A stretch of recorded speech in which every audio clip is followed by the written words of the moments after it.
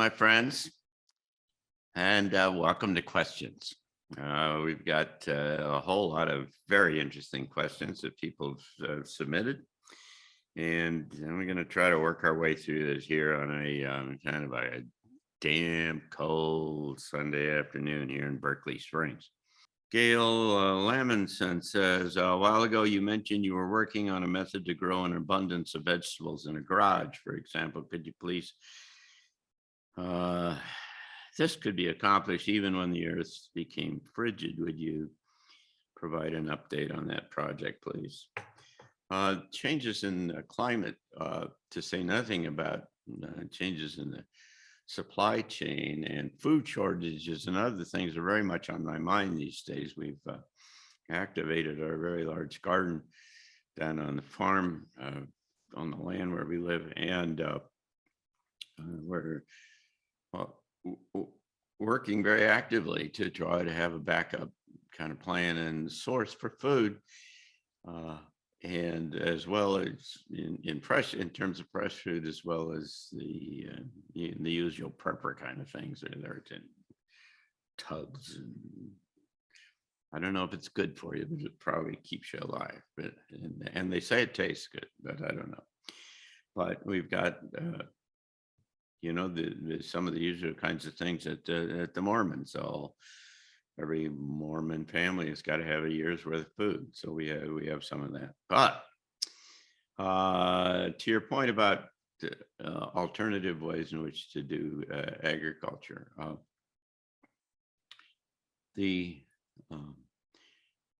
Penny Kelly has this process that she uses to go out and try to visualize the future at some time at a particular time.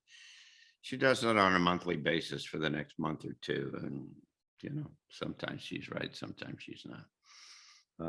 But she's also done some long range kind of looking. And there are other sources as well that I've found that have images and ideas about what the world will look like in 20, 30, 50 years from now. And there seems to be a common variant on the theme that all of the agriculture is done inside, that nobody's growing things on the outside anymore. Now, that could be for any number of reasons. I don't know. The climate changes, energy from space, I don't know, shortages, supply chain breakdown, in any number of things. But there is clearly a very big movement going toward growing things indoors. There are half a dozen very large corporations that are trying to do very large, 100,000 square feet to 250,000 square foot farms inside of big buildings. And there are two basic approaches to this. They call them vertical farms, but in one case it's farming vertically, in the other case it's horizontal beds that are stacked on top of each other. And the big farms are going to robotics and other kind of things to be able to manipulate and get into these beds and move them around to where it needs to be done. And the big ones on the vertical farming, the farming vertically, is are also going to robotics. And now the farming vertically approach is what's the one that's interesting to me, because what it uses is towers, like 6-inch square poly towers that have a slit down the side, and they have a growing medium on the inside, and you can slide the growing medium out, put the plants in, put it back in, and the plants grow out of the slot on the side of the tower. You can a company called Plenty out of San Francisco is doing 20-foot tall towers, and they're doing it in large formerly industrial buildings, and they're generating huge amounts of greens and herbs and stuff for major corporate urban areas. their whole business plan is based upon building one of those farms next to every city of 1 million people or more in the world.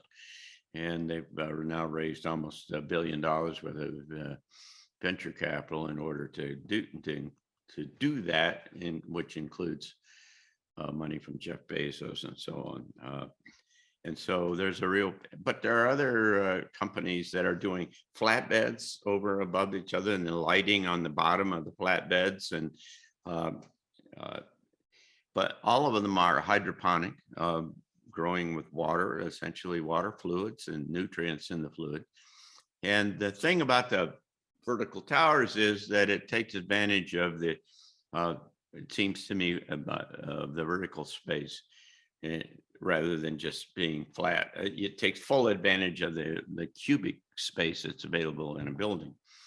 And what I know is that, I just looked into this again last week, is that these growers are advertising kind of universally that they are producing over 300 times the kind of output that gets generated in conventional field farming on the outside. And so there's a huge kind of economic and also some would say nutritional, but in any case, you get fresher food because there's not the transportation kind of costs associated with kind of shipping something from California to other places in the country. We're talking about the US here. But what I'm interested in doing is adapting some of that vertical farming vertically, those towers to small kind of situations, because in West Virginia, there are no cities of 1 million people. And so the question is, how do you bring that kind of technology and make it available to small farmers and mom and pop kind of situations, to where you can get high quality kind of food, as well as generate and make a living, a very good living, as a matter of fact, by applying this in small situations.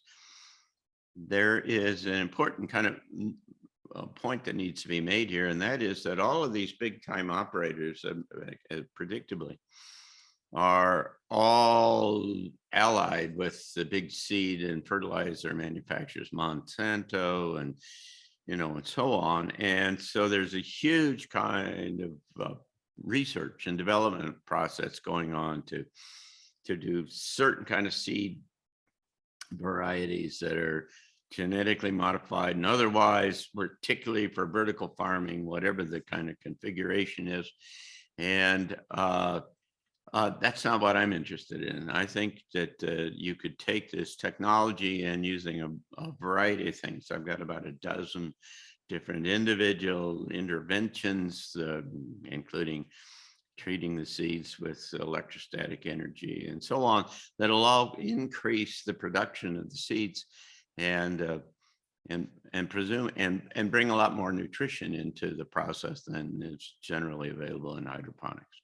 And it also can be, if you can replicate it, you can do it many times. You do the same thing over and over again. You could get high levels of quality control, and you can really revolutionize farming at a low level, at a family kind of level. Because if the climate changes, as I believe it will, then you're going to need to be able to do that. So thank you all. I appreciate this, and we'll come back again next month or so. And so send along your questions, and I'll do my best to try to work my way through what's on your mind. Take care. Bye-bye.